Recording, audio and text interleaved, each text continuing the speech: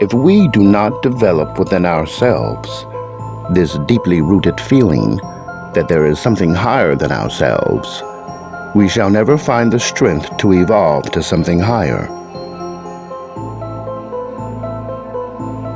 The initiate has only acquired the strength to lift his head to the heights of knowledge by guiding his heart to the depths of veneration and devotion.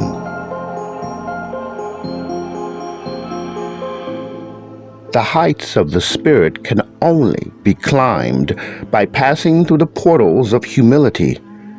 You can only acquire right knowledge when you have learnt to esteem it. Man has certainly the right to turn his eyes to the light, but he must first acquire this right.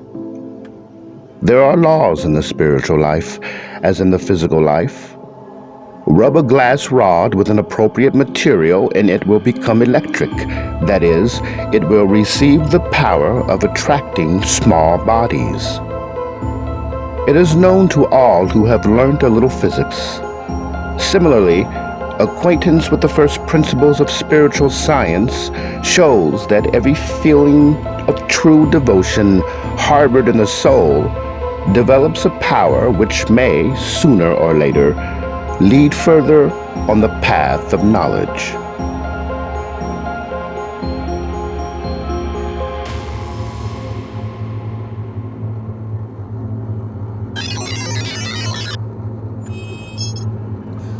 Do you have the reverence and veneration for the truth? The devotion, the dedication to expand? It's the hero's journey of trials and tribulations, the great work. And in this story, you are the hero. Your mission is to grow, expand, live life to its fullest, and examine those parts of yourself that you dare not tread. And en route, you'll experience realities that you've never considered.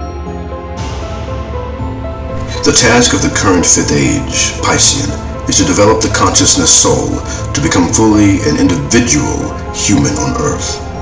In the sixth age, Aquarian, humanity will develop the spirit self and begin its reascent to conscious participation with the spiritual world.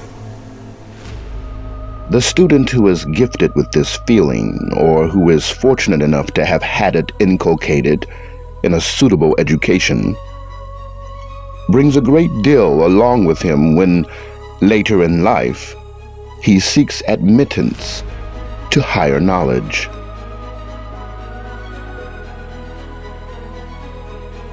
Failing such preparation, he will encounter difficulties at the very first step, unless he undertakes, by rigorous self-education, to create within himself this inner life of devotion.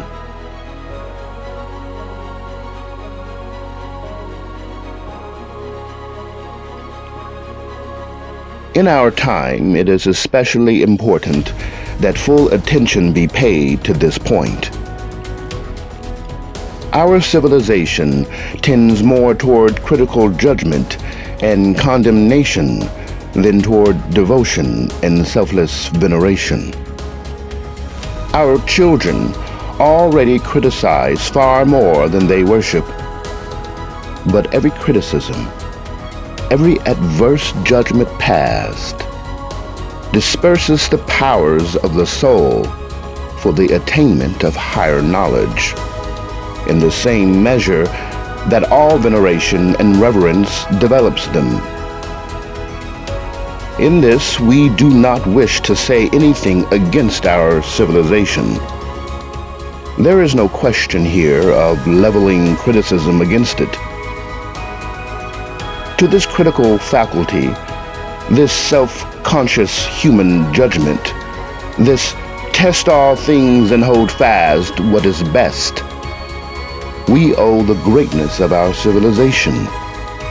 Men could never have attained to the science, the industry, the commerce, the rights relationships of our time, had he not applied to all things the standard of his critical judgment.